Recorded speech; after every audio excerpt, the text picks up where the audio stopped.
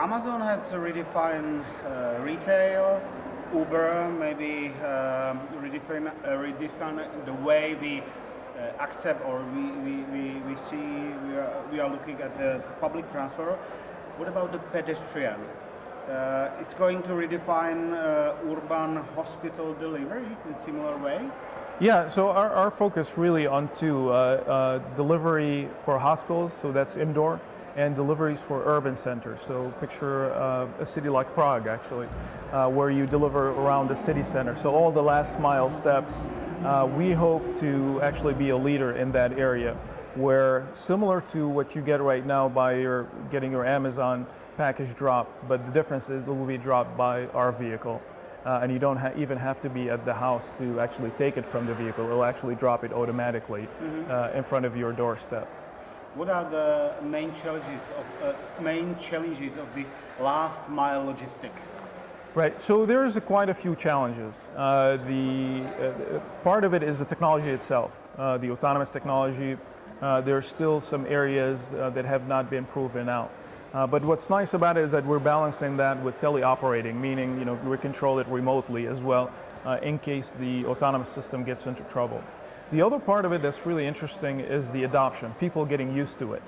So when it's on the road a little bit slow, if it's on the sidewalk, how people are going to react to it. So we pay a lot of attention to that. So our vehicle actually has a speaker and a microphone that picks up, so you can talk to it as an intelligent person.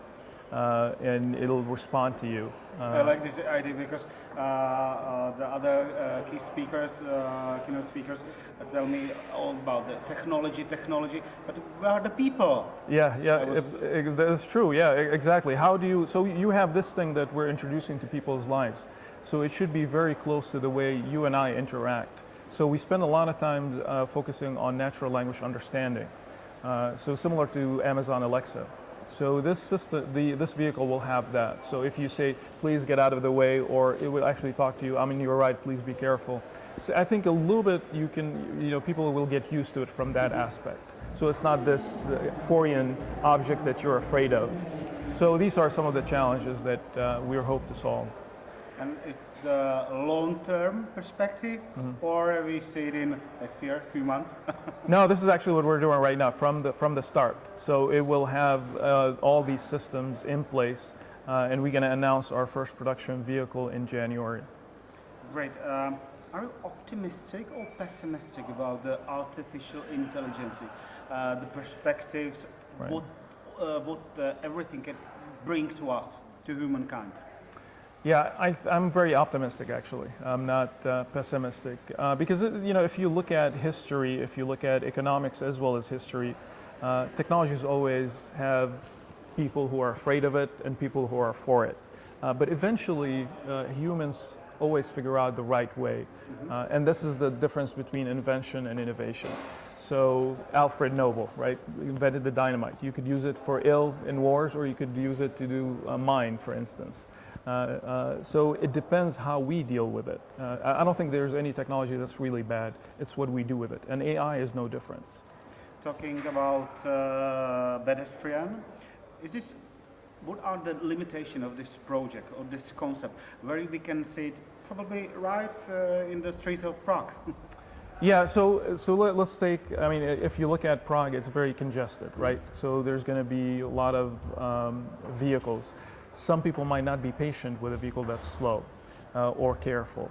So these would be challenges that we have to figure out. Either people get used to it a little bit, or we do some other regulations. For instance, I'll give you an example. In the US, we're working with a city in Michigan, and we work very closely, not only with the city and urban planning, but even with the police to understand how to implement this. So everybody that has a stake into this solution understand what it takes to do it. And usually if you want to bring a solution like this, that's what you have to do. You have to get all the interested party to participate because it's not an easy thing for people to adopt to as well.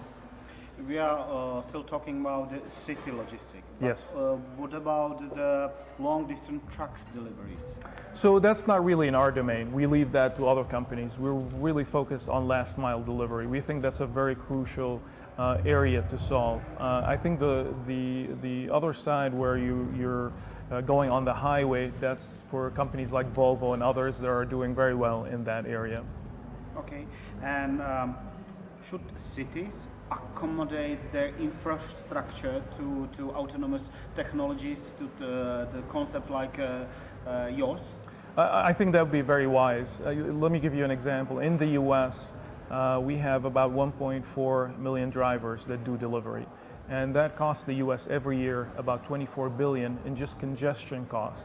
You're not talking about environment, carbon footprint, that's all added. So it's in the interest of cities to actually have something like this, especially something that can go 24/7. So you can have deliveries overnight where the traffic is really low. So it's definitely of the interest of the cities if they really want to solve a lot of the congestion problem, a lot of facilities problem. Also, it's a society issue. So you have a lot of people who cannot move out of their houses. How are you serving these people? So I think a responsible city, a city that's looking at the future, would do well by thinking about these solutions and how to adopt it. When I was looking on your page, there was a lot of things about deliveries in the hospitals. Yes. Could you share some details with us? Yeah, so we work actually with two hospitals in Michigan, and they have different use cases for it. We're even training our natural language understanding voice assistant to understand medical vocabulary, so when the nurse talks to the robot, it understands. But I'll give you a very clear example of one issue that we're solving. We have a pilot that will be delivering from the pharmacy lab to the cancer center. And if you picture just a little bit what's happening today in the US there's a shortage of nurses. So you have cancer patients who are waiting for their medicine, and those are the last one that you wanted to wait. Sometimes the nurses are busy or the pharmacist is busy. So we are actually using B1, this is what we call our vehicle, to deliver about 100 deliveries per day back and forth. So people in the cancer center do not have to wait. So that's one very clear solution that we're doing next year. How satisfied you are with the progress? We're really very satisfied. I mean, we've been doing a lot of testing before, so this is our third iteration, and it's moving very fast. And we have very reliable suppliers. So we work with NVIDIA, for instance, pretty closely, and they have been just great. And we work with some other suppliers, like our French partner in Toulouse, who just have a fantastic technology that we're working with. So we have even very strong connection to Europe for developing this solution. For me, it's now fourth interview today, and when I listen to you guys, you are talking basically about the new era. So what is your suggestion how companies should adapt to this new era? What should they do? Really, I mean, this new era has new technologies, and it's almost, if you remember in the old days, now it's old days when the internet age came in, right? And you think about the apps, when the apps started being a technology that every company has to adapt. I think any company that does not have a core competency in machine learning or artificial intelligence are not going to survive, frankly.